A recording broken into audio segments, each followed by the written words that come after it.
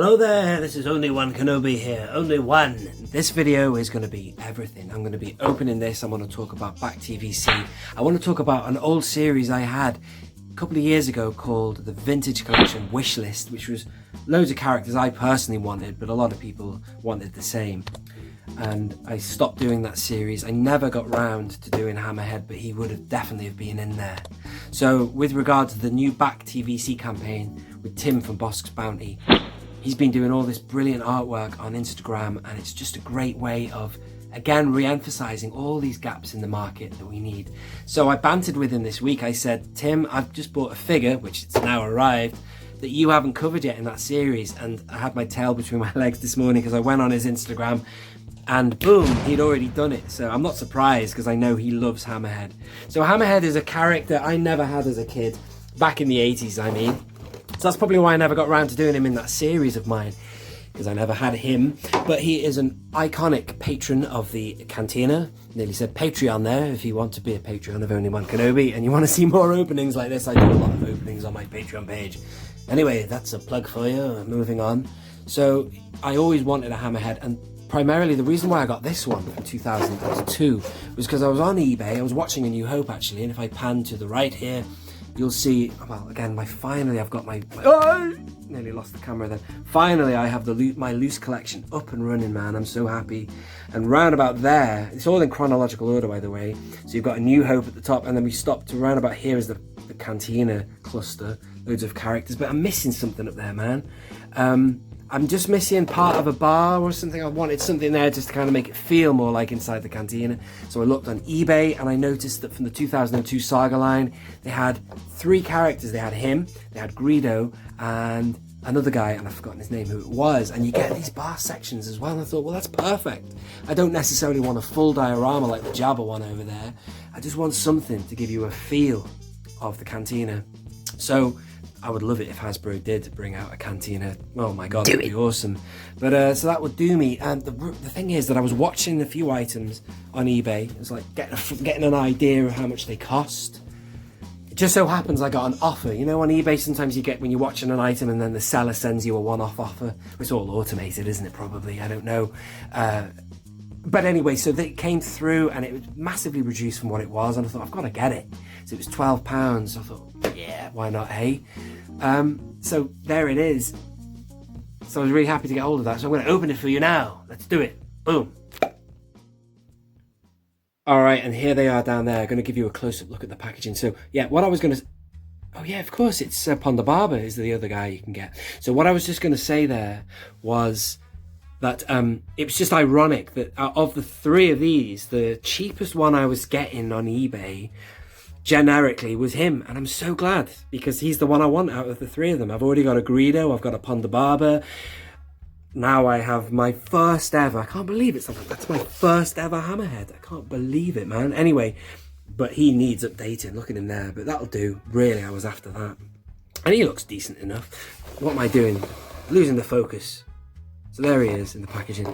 It's very yellow, this bubble here. It looks like it's an import. Look at that Japanese sticker there. Is it Japanese? I presume it is. I don't know. Sorry, excuse my ignorance. Moving on the back here, there is the 3 you can get. Although I believe it might even extend to Saga collection. Maybe they had it so that you could get more pieces together. There's Woohoo there, or Wooha. It's hard to pronounce. So awesome. Come on. Hate it when the camera doesn't focus, man. Do you want me to just pause it here so you can read? Hate is a strong word. Dislike it. Intensely dislike it when it does that. Should have said. Yeah, look at this. It is kind of an import or something. I don't know. Who cares, man? It's getting opened. I know that much. So it only cost £12. It was on an offer. Awesome. And he's going to go right up there. Let's do it. Boom. Right, because it's such an old figure and someone has kept this pristine for so long, I'm going to not just rip it open. I'm just going to open it respectfully. Doesn't make any difference, does it? It's going to go in the bin there. When I open figures, if it's a vintage collection figure... Oh, look at that, just arsed it up. Sod it, let's just get it open, man. Flapping around. Anyway, when I open stuff, usually if it's a vintage collection figure, I'll keep the packaging because you can do stuff like recarding and customs or whatever. Let's go in on this guy and see what he looks like just in the bubble. He is a horticulturalist. I remember that years ago I read that about him. And he keeps... Doesn't he shelter rebels in his home or something like that? He's on the side of the Rebel Alliance. Well, most people would be. Nobody would really be for the Empire unless they're making money out of them or something. Like bounty hunters, maybe, who are on both sides of the war. Looks good to me, man. I think it's just worth just getting him out and getting it displayed, and then we'll take it from there. Boom. Just give you a quick look at the cups there. They're different sizes as well. That's quite good, that. Brilliant. Props. Can't beat them. And I just want to apologise over there. I could have made a bit of an effort. That is not a katana in there. I do own a katana. That's empty. That's the empty outside box. So why would I have it like that? Basically, I haven't got round to taking the inside box out of the outside postage box. But that looks rubbish. It could look a lot better. It would look really cool if that was the katana box over there. But all in good time, because I'm trying to get things sorted here, and I'm going to get things like that box there in the roof, you know, in the loft. And then I'll probably have the outside box on display. I don't know yet. I haven't decided. I was thinking about emptying that out there, putting this arcade machine inside that little alcove thing there, and then maybe just having some more shelves here for the helmets. I haven't decided. Let me know your thoughts on that. It's open to you. Your opinions are welcome here. Boom. I'm still here. Cut. So there is a little close-up look at Momaw Nadon. Really minimal articulation there. He's going to look good amongst his friends, though. I know that much. I just had a lot of trouble getting the cups that came with it, the little beakers, because they were covered in stickiness from the sellotape that was keeping them in place. I'm going to put them all together. What's really cool is the fact that I've got this bar means that I've got somewhere that Wooer, I think his name is Wooer, although Tim from Bosk Bounty called him Woohoo. Woohoo! What? So funny. He's got a cup in his hand as well, Wooer, or Woohoo, whatever you want to call him.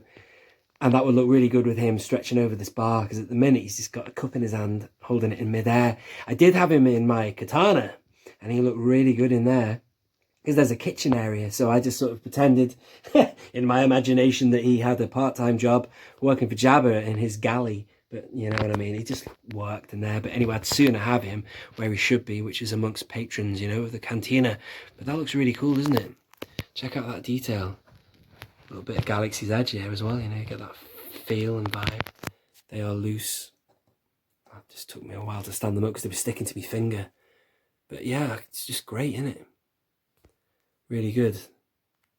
All right, would you like to see it amongst some other things there? Let's do it. Boom. Alrighty, so I've set something up for you, and I will do a video of all these shelves very soon. I'm going to do that for you. I keep saying it, but I will do it. So it just definitely feels more like a cantina now, because otherwise it was just a load of guys standing around. There were some of them were aliens, but we're in the kind of Mos Eisley section of the timeline of Star Wars. The way I set my figures up is to kind of mock up a movie poster. You know, you've got people just sort of staring right at you or doing something in the background. So this is kind of supposed to be the kind of the outside of Mos Eisley. You've got, that's why I've got these sand troopers with him there, and then, you know, again, I've moved these shelves around. It's a shame we've got a break here for, that could be inside and outside the cantina though in a way. So these are just the main guys I own. Could do with some more maybe, that are related and associated with the cantina. That guy was never stood at the bar that I know of. I think he was in a booth, wasn't he? Of course, you got Boshek there. He looks great. He sets everybody off because he's so well painted. Snaggletooth. Wooher, I've just put there. I haven't finished it. I just thought I'd just show you what it's like. It just helps. It gives something, you know. It adds to your diorama. Just that one prop, that piece in the background there. Because I don't want to go for full-on dioramas. I just want to display my figures loose. And if a prop is there to help set the theme off, then that's good. I know some people go all out with their figure displays, and it's amazing what they do. They use prop backgrounds and, you know, the the Death Star, whatever you call that pattern. This pattern here, right there. That, you know, it's good. People are very creative. I just want to just get the loose figures out to depict scenes that happen in the movie, and then we move on into the Death Star era there. I need to resort them all. I won't show you that, it's a mess. But anyway, Empire Strikes Back below. That's it really. Thank you very much for watching. I hope you have enjoyed that. It's been great getting my loose display going, because it means that I can fill the gaps of what I'm missing. If you go further back in A New Hope, here we've got the droids there, the droid sale.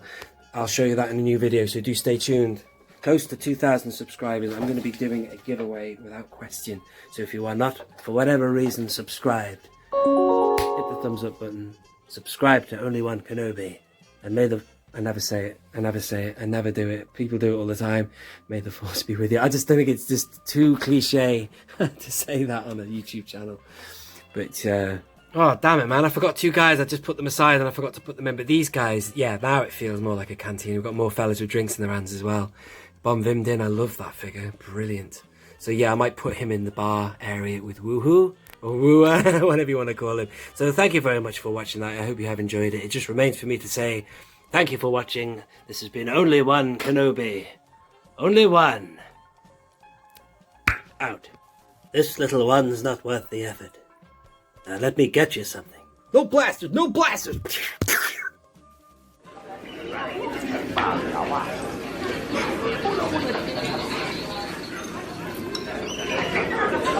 Right.